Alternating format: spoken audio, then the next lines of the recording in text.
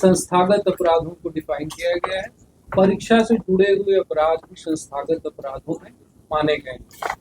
तो जैसा आप अभी कह रहे थे कि बहुत सारे लोग जो इस अपराध में थे और उन्होंने एक माध्यम बना लिया है, एक कवर का इस्तेमाल किया है, उन सबको जो केसेस अभी अनुसंधान में आ रहे हैं, इसमें अगर ये साक्ष्य प्राप्त हो जाते हमको, तो आगे आने वाले सभी केसेस के लिए वो एक संस्थागत अपराध, जैसे पहले हम गैंग पंजी खोलते थे, उस तरह परीक्षा के लिए हम एक संस्थागत अपराध का एक गैंग पंजी खोलेंगे और केवल उसका सदस्य होना ही काफी है सजा होने के लिए। हम ये प्रूफ कर पाए बैक एंड से फोर एंड तक कि इन केसेस में इनका कहीं ना कहीं, चाहे पेपर के कन्वेंस के दौरान, पेपर की छपाई के दौरान, चाहे उसको फाइनेंस करने के दौरान, चाहे कंपनी फॉर्म करने के दौरान, किसी भी स्ट्रक्चर में वो कहीं भी शामिल हो उस कड़ी में, तो संस्थागत अपराध के पार्ट माने। जैसा सर ने बताया कि नोडल एजेंसी है ईओयू परीक्षा के लिए। हम लोग चूंकि ईओयू और साइबर दोनों ही एक साथ अभी कार्य कर रही एजेंसी, तो मानो जो अभी बता रहे थे कि बहुत सारे ऐसे भी लोग हैं जिनके पास क्वेश्चन लीक नहीं होता है, लेकिन वह लोगों को ठगने के लिए विभिन्न तरह से फोन या सोशल मीडिया या टेलीग्राम या किसी अन्य बंद चैनल पे अपना प्रयास करते हैं। सो उसके लिए हम अलग केस दर्ज करते हैं और साइबर का अपराध भी दर्ज करते हैं। वह भी एक संगठित अपराध है, वो एक अलग तरह का अपराध है। लेकिन जिसके पास परीक्षा को लेकर सही में प्रश्न पत्र कहीं से वो हासिल कर लिया है, चाहे वो सेंटर से हासिल किया हो, चाहे छपाई के सेंटर से हो, या इन बिटवीन किसी भी सिस्टम से हासिल कर लिया है, तो इसे हम संस्थागत अपराध की श्रेणी में मान रहे हैं। और इसके लिए हम लोगों ने साइबर पेट्रोलिंग और जहां पर पिछले हमारे जो अनुभव रहे हैं, कई जगह ऐसे रुकने के स्थान पर जहां बच्चों को बड़ी संख्या में एक जगह रोक कर रखा जाता है, वहां पर इवन अंतर्राज्यीय मामलों में भी हमारी परीक्षा होती है, तो हम पास के राज्यों से भी सहयोग की अपेक्षा रखते हैं और मांगते हैं, ताकि कई बार लोग रात्रि में किसी होटल्स में रुककर और उनको परीक्षा में क्वेश्चंस रटाए जाते हैं। तो इन सब पर हम निगरानी रखते हैं। जिला पुलिस और बाकी जो एजेंसियां हैं उनके साथ भी है। फाइनेंशियल ट्रेल के लिए इन्होंने स्पष्ट रूप से आपको बताया है, जिसमें हम इनकम टैक्स से भी मदद लेते हैं फाइनेंशियल ट्रेल्स का। सो इससे जो संपत्ति बनाई जा रही है उसकी जब्ती हो पाएगी। और जो ये कानून 2024 में लागू हुआ है, जिसमें 10 साल और 1 करोड़ के सजा के प्रावधान है, ये काफी डेटरेंट होगा। और मैं समझता हूँ कि इस पर सभी के द्वारा संगठित रूप से कार्य करने से इसमें कमी आएगी, क्योंकि इसको केवल एक ही राज्य नहीं, अधिकांश राज्य इससे प्रभावित हो रहे हैं। और इसमें हम लगातार स्मैक के माध्यम से, अन्य माध्यमों से भी हम लगातार दूसरे राज्यों से संपर्क करते हैं। भारतीय नागरिक सुरक्षा संस्था। सो बीएनएसएस में कल आपको डीजीपी साहब ने जब ब्रीफ किया था तो उन्होंने कहा था, पहले हम 102 सीआरपीसी में प्रावधान रखते थे सीजर्स के, अभी उसी को 106 बीएनएसएस में प्रावधान रखा गया है सीजर का। और एक नया प्रावधान भी है बीएनएसएस में 107, जिसमें अटैचमेंट और फीचर का भी प्रावधान है। बीएनएसएस के तहत हम पुराने मामले को भी ले सकते हैं। सर, विधायक पर कई स्वरूप में कहा कि जांच पहुंची है का विषय जो है वो स्पष्ट है। प्रश्न लीक एक संगठित अपराध बनकर उभर के आया और इससे हमारे छात्र, उनके अभिभावक, उनके पेरेंट्स के मन में काफी भ्रम रहती है। हम आश्वासन देने आए हैं कि बिहार सरकार इस समस्या को देखने के लिए और समझने के लिए और पहल करने के लिए सक्षम है और यह कार्य वर्तमान में ईओयू कर रहा है। ईओयू हमारा काफी मजबूत इकाई है और प्रश्न लीक के मामलों में 2012 से अभी तक 10 कांड का अनुसंधान किया है, जिसमें कुल 545 अभियुक्त गिरफ्तार किए गए हैं 10 मात्र कांड और 249 अभियुक्तों पर आरोप पत्र भी दिया गया है। गौरतलब है कि एक मॉडल एक्ट सरकार ने नोटिफाई किया था। उस मॉडल एक्ट के तहत बिहार लोक परीक्षा अनुसूचित साधारण निवारण अधिनियम 2024 बिहार में लागू है और CHO एग्जाम जो अभी हुई थी जिसमें कंप्यूटर सर्वर सब कॉम्प्रोमाइज हुआ था, उस एग्जाम के अभियुक्तों पर यह धारा लागू किया जाता है। यह धारा काफ़ी मजबूत है। इसके संबंध में DIG साहब हमारे विस्तृत प्रतिवेदन देंगे और क्या पहल की जा रही है ये हम अवगत करने चाह रहे हैं कि EOU को और सुदृढ़ किया जा रहा है। EOU अब सभी डिपार्टमेंट्स जो परीक्षा लेती है बिहार सरकार के तरफ से, उनको कंसल्टेंसी सर्विसेज भी प्रोवाइड कर रही है, क्योंकि अब कंप्यूटर बेस्ड एग्जाम्स होने लगे हैं। वो भी कॉम्प्रोमाइज हुआ है। उसमें क्या लैकुना है, क्या खामी है, वो भी हम कोशिश कर रहे हैं कि वहां तक पहुंच जाएं, ताकि जो भी संस्था चलाता है, प्राइवेट संस्था, उनका भी हम लोग पहले से जांच करेंगे, कंप्यूटर्स भी, उनके एग्जामिनेशन सेंटर्स भी, ताकि दोबारा ये सब हो नहीं पाए।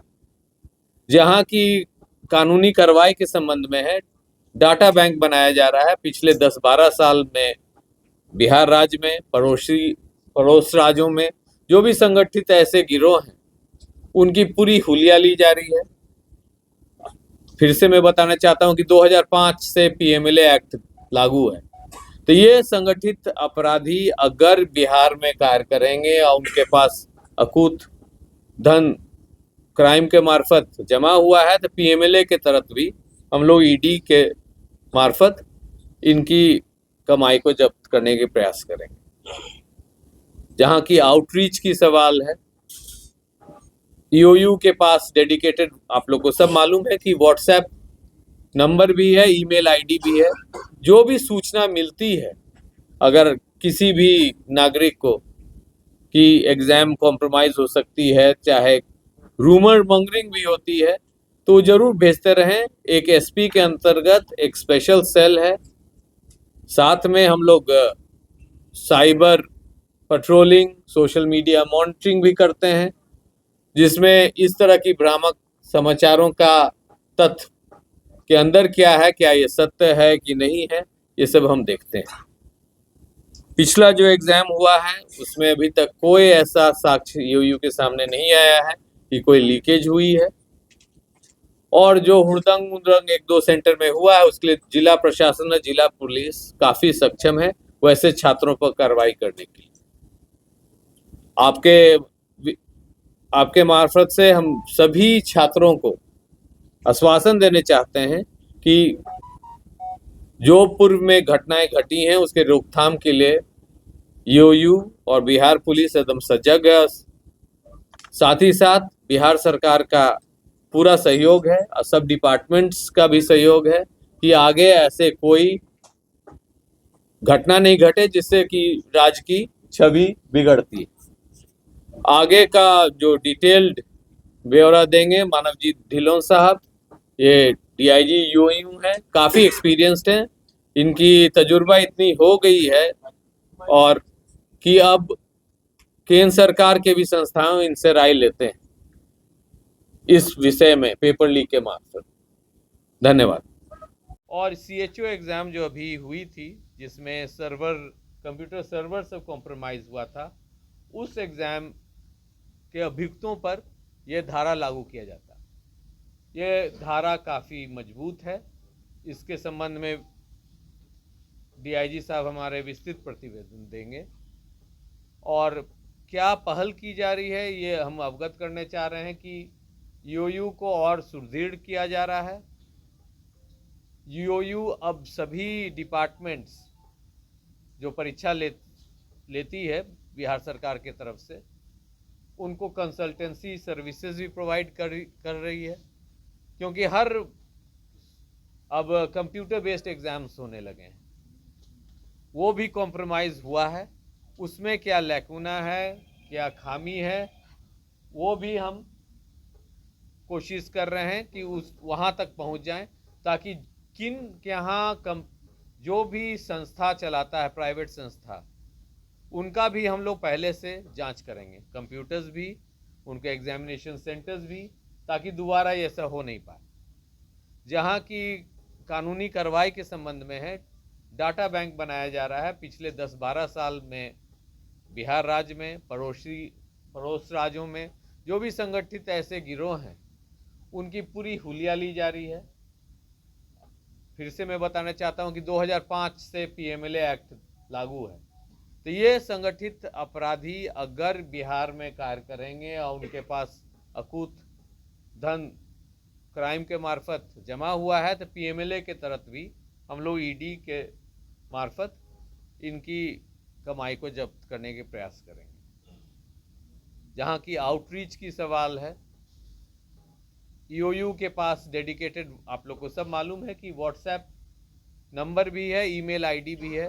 जो भी सूचना मिलती है, अगर किसी भी नागरिक को कि एग्ज़ाम कॉम्प्रोमाइज़ हो सकती है, चाहे रूमर मॉन्गरिंग भी होती है, तो ज़रूर भेजते रहें। एक एसपी के अंतर्गत एक स्पेशल सेल है, साथ में हम लोग cyber patrolling, social media monitoring भी करते हैं, जिसमें इस तरह की भ्रामक समाचारों का तथ्य के अंदर क्या है, क्या ये सत्य है कि नहीं है, ये सब हम देखते हैं।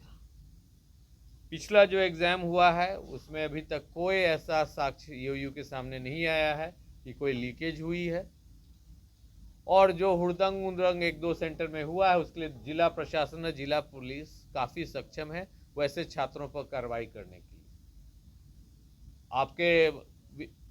आपके मार्फत से हम सभी छात्रों को आश्वासन देने चाहते हैं कि जो पूर्व में घटनाएं घटी हैं उसके रोकथाम के लिए ईओयू और बिहार पुलिस एकदम सजग है।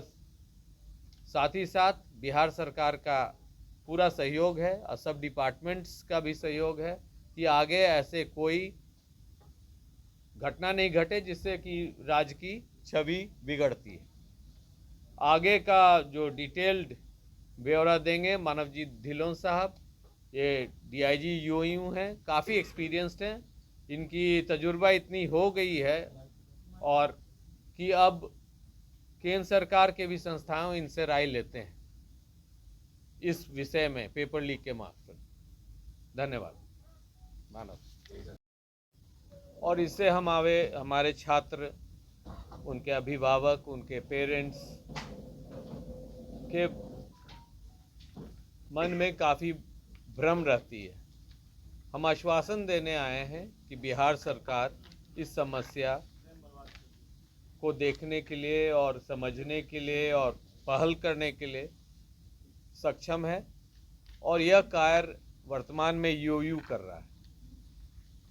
ईओयू हमारा काफ़ी मजबूत इकाई है और प्रश्न लीक के मामलों में 2012 से अभी तक 10 कांड का अनुसंधान किया है, जिसमें कुल 545 अभियुक्त गिरफ्तार किए गए हैं 10 मात्र कांड में, और 249 अभियुक्तों पर आरोप पत्र भी दिया गया है। गौरतलब है कि एक मॉडल एक्ट सरकार ने नोटिफाई किया था। उस मॉडल एक्ट के तहत बिहार लोक परीक्षा अनुसूचित साधारण इस पर अभी तक, क्योंकि बहुत से डिपार्टमेंट इन्वॉल्व, हम लोग वेटिंग जरूर करेंगे एनओसी के निर्णय सरकार के ऊपर। परंतु एक चीज और बताना चाहेंगे कि बिहार पुलिस इतना सक्षम जरूर है, जब अंडरग्राउंड नक्सल नेताओं पर पीएमएलए की कार्रवाई हुई थी, उसी प्रकार यहाँ भी पीछा किया जाएगा। हम लोग बनाएंगे फैमिली ट्री, दादा को क्या संपत्ति था, पिताजी को क्या संपत्ति था, सब परिवार के सदस्य को क्या संपत्ति है, कौन किस तरह का जीवन शैली व्यतीत कर रहा है, कौन आईफोन यूज कर रहा है जबकि उसके स्रोत ही नहीं है, कौन मोटरसाइकिल 3 लाख का चढ़ रहा है, 5 लाख का उसको है ही नहीं। पीएमएलए के तहत जैसे संजीव मुखिया के नाम आई, ये टारगेट है हमारे। इनका जितना जन संपत्ति है वो तो खंगालेंगे ही, उसके अलावे इनके अगर हित नाता लोग भी उसका इस्तेमाल कर रहे हैं तो उन पर भी चार्जशीट किया जाएगा। पीएमएलए के तहत 5 साल की सजा ऐसे सभी सहयोगी और संबंधी का भी है जो उस अवैध तरीके से धन का प्रयोग करते हैं जो proceed of crime. Sir with in Bihar भी क्या कुछ हॉट स्पॉट्स आइडेंटिफाई हुए हैं? जैसे हम साइबर फ्रॉड में आइडेंटिफाई कर रहे हैं, वैसे विद इन बिहार भी कुछ पेपर लीक मामले में कुछ हॉट स्पॉट आइडेंटिफाई हुए हैं? देखिए हॉट नालंदा स्पॉट्स से बहुत खबरें आती हैं सर। जी अभी तक जो हम लोगों का अनुसंधान रहा है उसमें जो अधिकांश अभियुक्त जो शामिल रहे हैं वो कुछ ज़िलों से शामिल रहे हैं। जैसे आपने बताया कि नालंदा से काफ़ी उसमें अभियुक्त रहे हैं। तो हम लोग जो प्रोफाइलिंग कर रहे हैं, जैसे मैं आपको बताया कि उनके जो ई डॉजियर्स हम लोग बना रहे हैं, प्रोफाइल्स बना रहे हैं, वो इसी के आधार पर बना रहे हैं कि हम लोग पता कर सके, जैसे सर ने बताया कि उनके सहयोगी कौन हैं, उनके साथ उनके फैसिलिटेटर्स कौन हैं, उनका फैमिली ट्री क्या है। तो इसी तरह से हॉटस्पॉट्स ऐसे आइडेंटिफाइड नहीं किए हैं, लेकिन जो उनकी प्रोफाइल है, प्रोफाइलिंग वो सारी विवरणी रहती है कि किस किस जिला से है, कहाँ कहाँ पे उनका एरिया ऑफ ऑपरेशन है, वो डेटाबेस हम लोगों के पास है। कोचिंग ज़्यादा कौन सा है क्या उसमें? कोचिंग संस्थान भी है सर क्या Yes. होगा हॉटस्पॉट सर? हाँ बिल्कुल, कोचिंग बिल्कुल। संस्थान भी हैं। हम लोगों ने आपके साथ पहले भी साझा किया था कि बीपीएससी में हम लोगों ने कुछ कोचिंग संस्थान हमारे रेडार पर हैं, जिनके ऊपर हम लोगों ने काफ़ी हद तक साक्ष्य संकलन कर लिया है और हम लोग अब वारंट्स की भी इसमें कार्रवाई करेंगे। 2-3 कोचिंग संस्थान है जो कि हमारे रेडार पर है। सर उनके नाम से बता नाम से नहीं, अभी हम लोग साझा नहीं करेंगे, अनुसंधान की सर बड़े नाम साझा या नहीं छोटे नाम? करेंगे। इस तरह के गुप्ता नाम का परीक्षा माफिया है सर, जो दानापुर के केस में कौन चल रहा है। उसने जाके उड़ीसा का सीजीएल का परीक्षा लीक कराया। लीक कराने के बाद उसको बेल हुआ। बेल ऑर्डर में ये लिखा हुआ है कि वो 15 दिन के अंदर, तो हर 15 दिन पे जाके स्थानीय थाना समस्तीपुर या कल्याणपुर कोई थाना वहाँ उसको जाना है। लेकिन आप इस अब तक गिरफ्तार नहीं हुआ है। दूसरा अतुल वर्ष जो परीक्षा बहुत बड़ा माफिया है, इसकी अब तक गिरफ्तारी नहीं हुई। जो आप सवाल पूछ रहे हैं मैं से अवगत हूँ, क्योंकि ये पहली बारी जो हम लोगों ने कंप्यूटर बेस्ड टेस्ट का पहला जो बिहार में केस हुआ था, ये दानापुर में हुआ था। जब मार्च 2022 में जब एसएसबी पटना था, उसमें हम लोगों ने 5 ऑनलाइन एग्जामिनेशन सेंटर्स को सील करवाया था, मुजफ्फरपुर, गया और पटना से। तो उसी में जो आप नाम बता रहे हैं, विजेंद्र गुप्ता, अतुल वत्स, सब उसमें अभियुक्त थे। तो विजेंद्र गुप्ता उसके बाद जो उड़ीसा में पेपर लीक हुआ था, तो उसमें जेल में गए हैं, शायद बालासुर या सबलपुर जेल में थे, और उनका जो पैतृक गांव विद्यापति नगर में है, समस्तीपुर में है। तो बेल कंडीशंस की, क्योंकि ये केस उड़ीसा क्या है, बेल कंडीशंस क्या है उसके मैं अवगत नहीं हूँ, लेकिन उसमें जो भी हम लोगों को दायित्व दिया जाएगा बिहार पुलिस को, तो हम लोग निश्चित रूप से उसको देखेंगे। नहीं, उनका डाटाबेस बनाया था। ये पेपर लीक में नाम आया है या पर आगे कार्रवाई किया जा सकता है? 2 का तो मैंने आपको बताया, संजीव मुखिया लोक सेवक हैं, रंजीत कुमार रजक, जिनके ऊपर हम लोग कार्रवाई कर चुके हैं। इसके अतिरिक्त आपको याद होगा कि विशाल चौरसिया, जिसको हम लोगों ने बीपीएससी वाले गैंग, वो भी लोक सेवक है। देन सिकंदर यादविंदु आपको याद होगा, नीट परीक्षा में, ये सभी लोक सेवक हैं। तो इस तरह के जो लोक सेवक हैं उनका एक अलग से डेटाबेस हम लोग तैयार कर चुके हैं, और उनकी भी चल अचल संपत्ति का हम लोग ब्यौरा तैयार कर रहे हैं। और जैसे ही हम लोग को साक्ष्य मिलेगा डिस्प्रोपोर्शनेट एसेट्स का, तो आगे की कार्रवाई की। सर का बिहार में एक सर एग्जाम हुआ था, जी। CGL का वो भी वहाँ लीक हुआ था।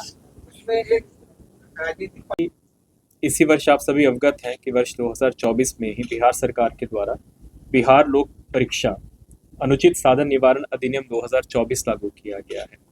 ये एक बहुत ही अच्छा कानून है। इसमें इस प्रकार के प्रावधान किए गए हैं जो पूर्व में बिहार परीक्षा संचालन अधिनियम था उसमें नहीं थे। जैसे कि उदाहरण स्वरूप, अब कोई भी परीक्षा लीक में यदि किसी संगठित गिरोह उसकी शामिल होने के तथ्य प्रकाश में आते हैं, तो 10 वर्ष की सज़ा की गई। पहले जो सज़ा थी, सज़ा बहुत कम थी, और 1 करोड़ से लेकर 10 करोड़ तक फाइन का इसमें प्रावधान किया गया है। इसका एक और जो अच्छा फीचर ये है कि अगर कोई भी संस्थान, चाहे परीक्षा कंडक्ट करने वाली एजेंसी जिसको दिया गया है, या फिर एग्जामिनेशन सेंटर्स हैं, उनकी संलिप्तता प्रकाश में आती है, तो उनके भी जो चल और अचल संपत्ति उसको आइडेंटिफाई करके उनकी कुर्की जब्ती की जा सकती है। और इसकी वजह से जो सरकार को नुकसान होता है परीक्षा संचालन, क्योंकि पैसा लगता है, सरकारी राजस्व की इसमें क्षति होती है, तो उसका कंपनसेशन किया जा सकता है। तो इसी मामले में जो भी आप जानते हैं कि जो CHO का, कम्युनिटी हेल्थ ऑफिसर्स का जो परीक्षा लीक हुआ है, पहली बारी बिहार राज्य में इस अधिनियम के तहत इस कांड को दर्ज किया गया है और इसमें जितने भी 12 के 12 ऑनलाइन एग्जामिनेशन सेंटर्स हैं उनके हम लोग स्वामित्व का हम लोग ब्यौरा ले रहे हैं मिनिस्ट्री ऑफ कॉर्पोरेट अफेयर्स से और जीएसटी की रजिस्ट्रेशन अथॉरिटी से, क्योंकि ऑनलाइन एग्जामिनेशन सेंटर्स वहीं से पंजीकृत होते हैं।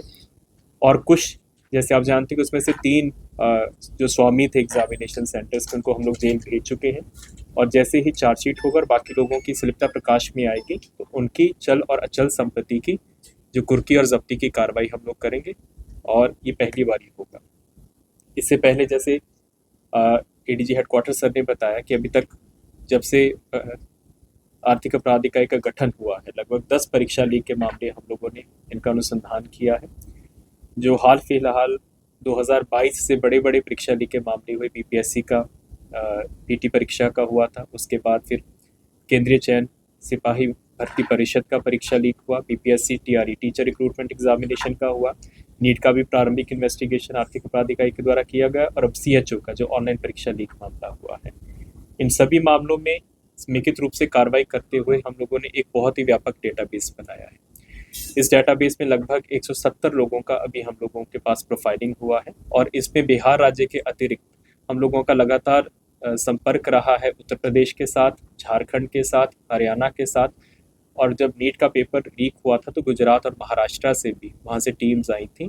तो हम लोगों के पास एक समेकित डेटाबेस बना है ऐसे गिरोहों का जो कि बिहार राज्य में भी कार्यरत हैं और अन्यत्र भी कार्यरत हैं और ये लोग आपस में परस्पर सहयोग भी करते हैं।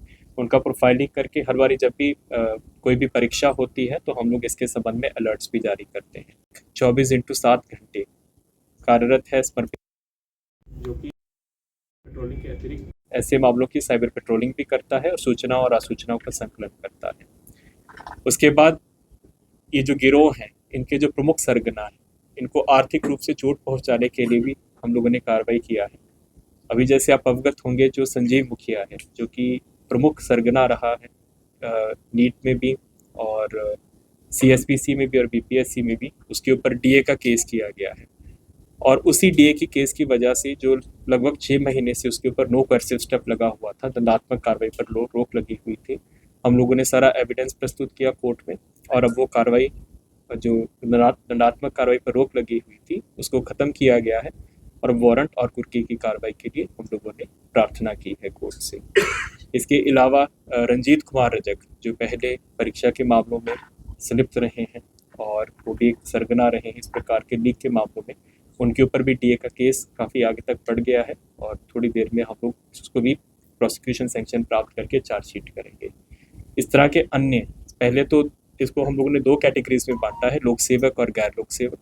लोक सेवकों की कैटेगरी में जो सरकारी कर्मी शामिल हैं उनके ऊपर पीसीएफ का केस करेंगे और फिर एक प्लेटफॉर्म होता है रीजनल इकोनॉमिक इंटेलिजेंस काउंसिल, इसमें जो आयकर विभाग होता है, अग्रणी विभाग है, तो जितने भी भ्रष्टाचार निवारण अधिनियम के डिस्प्रोपोर्शनेट एसेट्स के केस होते हैं उनके माध्यम से उनको सूचना साझा किया जाता है और वहीं से सूचना प्रवर्तन निर्देशालय ईडी को भी जाती है। तो ये दोनों पीसी एक्ट के केसेस में ऑलरेडी सूचना प्रवर्तन निर्देशालय को भी दी गई है ताकि वो भी अपने स्तर पे कार्रवाई कर सकें। जो गैर सरकारी सेवकों के मामले हैं जिसमें जो संगठित गिरोह के बाकी सदस्य हैं, जैसे मैंने आपको बताया कि जो नया अधिनियम लागू हुआ है उसमें उनकी चल और अचल संपत्ति को फोरफीट करने का प्रावधान है, उसको लेकर उनका इन्वेस्टिगेशन वित्तीय अनुसंधान किया जा रहा है और उन लोगों के ऊपर भी सख्त कार्रवाई की जाएगी। इसके अलावा हम लोगों ने एक समर्पित रूप से आर्थिक अपराध इकाई में एक परीक्षा सेल का गठन किया है। जब भी कोई परीक्षा होती है तो एक समर्पित डेडिकेटेड ईमेल आईडी और व्हाट्सएप नंबर हम लोग जारी करते हैं, आप लोग सभी अवगत हैं, हम लोग अपनी परामर्शिका में एडवाइजरी में उसको देते भी हैं और उसके माध्यम से काफ़ी सूचनाएं और आसूचनाओं का हम लोग संकलन करते हैं और उसके ऊपर हम लोग प्रोसेसिंग करके कार्रवाई भी करते हैं। जैसे सर ने बताया कि अब हम लोग आउटरीच का भी काम कर रहे हैं। जो बीपीएससी का परीक्षा लीक हुआ, टीआरई का और सीएसपीसी का परीक्षा लीक हुआ और इवन जब नीट परीक्षा को लेकर हाई पावर्ड कमेटी बना था तो उसमें तीनों जगह पे आर्थिक अपराध इकाई के द्वारा परामर्शिका मांगी गई थी, वहाँ पे जाके हम लोगों ने बैठकें भी की और कुछ सुधारात्मक सुझाव भी दिए थे जिसके कारण बीपीएससी और सीएसपीसी का सफलतापूर्वक दोबारा परीक्षा लिया गया है जिसमें किसी प्रकार का कोई आरोप लीक को लेकर नहीं आया है। अभी जो ऑनलाइन परीक्षा लीक हुई है इसको भी लेकर हम लोगों ने अपने अनुसंधान में पाया है कि कहाँ पे लूप होल्स थे, कहाँ पर खामियां थी, उसको लेकर एक हम लोग सुधारात्मक सुझाव प्रतिवेदन एक एडवाइजरी परामर्शिका बना रहे हैं और जल्दी ही इसको सभी जो संबंधित एजेंसियां हैं जो इस प्रकार की ऑनलाइन परीक्षाएं कंप्यूटर बेस्ड टेस्ट लेती हैं उनके साथ हम लोग उनको साझा करेंगे। धन्यवाद। सर जी जी, जैसे आप जानते हैं कि पहले काफ़ी देर तक नो कर्सिव स्टेप लगा हुआ था, उसके बाद हम लोगों ने जो डीए का केस किया था, डीए के केस पे फिर हम लोगों ने सारे जो तथ्य थे प्रस्तुत किए, कोर्ट के सामने प्रस्तुत किए।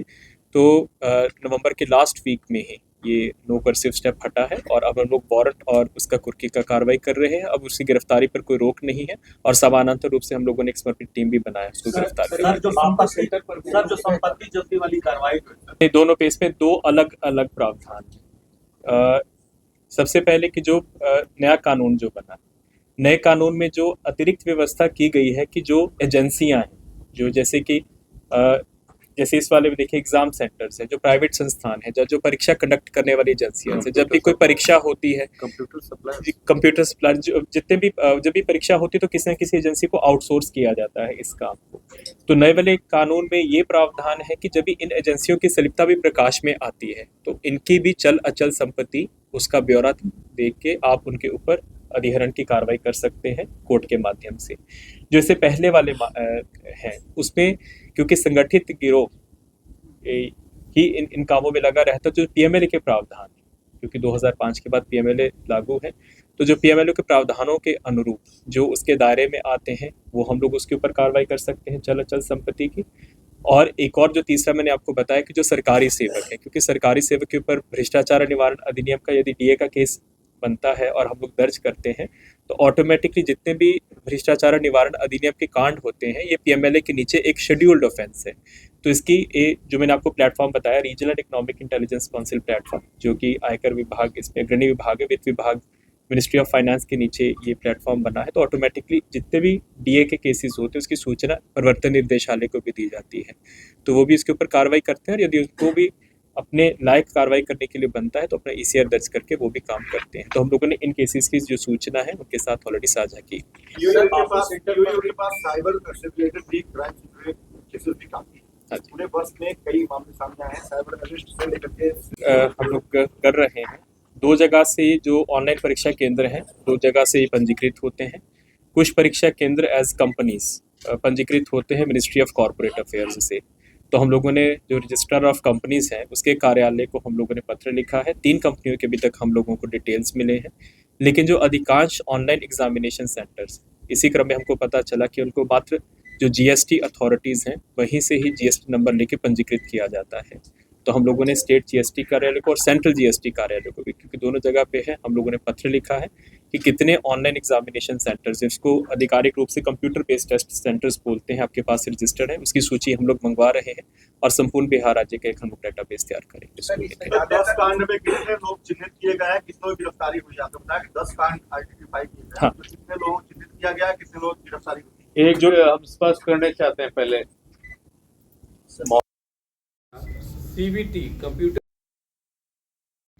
अगर किसी ने शेल कंपनी बनाया है उसकी भी जांच की जाएगी। होता है कि किसी आदमी को खड़ा करके कोई सेंटर खोल लेता है, तो ये भागीदारी होंगी सेम सजा के, बिकॉज ये क्रिमिनल कॉन्स्पिरेसी के पार्ट होंगे। इस जितने टेस्ट सेंटर्स हैं हमारा पहला काम है उनको वेट करना, हम करेंगे। जैसे अगले 2 हफ्ते में साइबर, क्योंकि आज का विषय सिर्फ आर्थिक अपराध इकाई का, हम लोगों के पास आंकड़े नहीं है।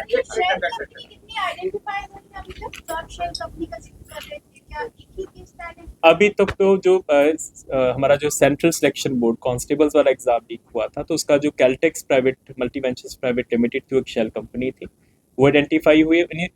इनफैक्ट जब हम लोगों ने उस केस का अनुसंधान किया था तब हम लोगों को इस अपराध शैली का पता चला था कि बहुत सी कंपनीज जो पूर्व में ब्लैक लिस्टेड हैं बाकी जगह पे, जिनके ऊपर आरोप लगे हैं परीक्षा लीक के, तो वो इसी तरह से शेल कंपनीज बना के काम कर रही हैं। उसके बाद ही हम लोगों ने डेटाबेस बनाना तैयार किया है और अभी हम लोग जैसे आपको बताया कि आजकल ज़्यादातर exam computer based test model में चले गए हैं, तो उसी का डेटाबेस हम लोग बना रहे हैं।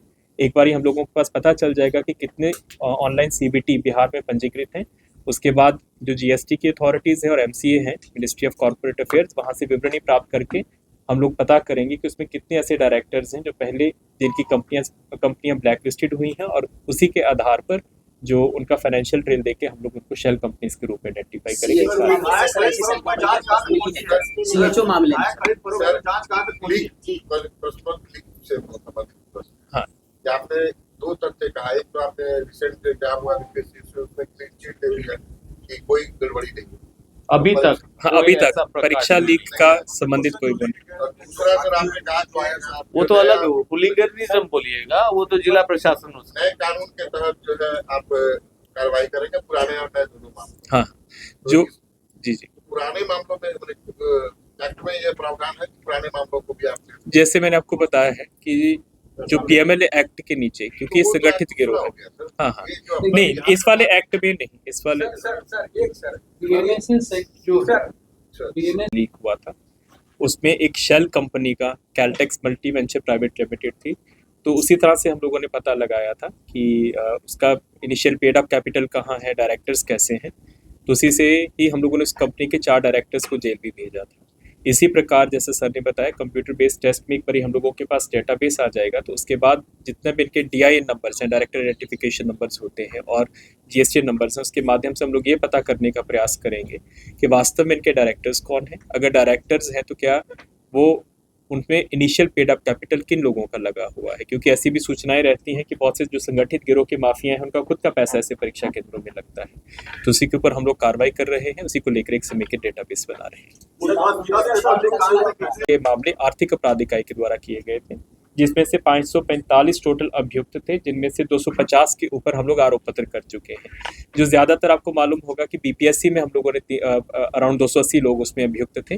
तो ये जो आंकड़ा है, अभी चार्जशीट जाने वाला है, अगले 2 हफ्तों में चार्जशीट जाएगा अभ्यर्थियों के ऊपर, तो चार्जशीट करने वालों का आंकड़ा लगभग 400 के ऊपर हो जाएगा। जैसे कि सर ने प्रारंभ में बताया है कि बिहार पुलिस पूरी तरह से प्रतिबद्ध है ये जो संगठित गिरोहों के द्वारा के मामले हो रहे हैं, और बिहार पुलिस में आर्थिक अपराध इकाई ही बिहार पुलिस की तरफ से नोडल इकाई है जो सभी कांडों को और मामलों को, सूचना और आसूचनाओं को डील करती है।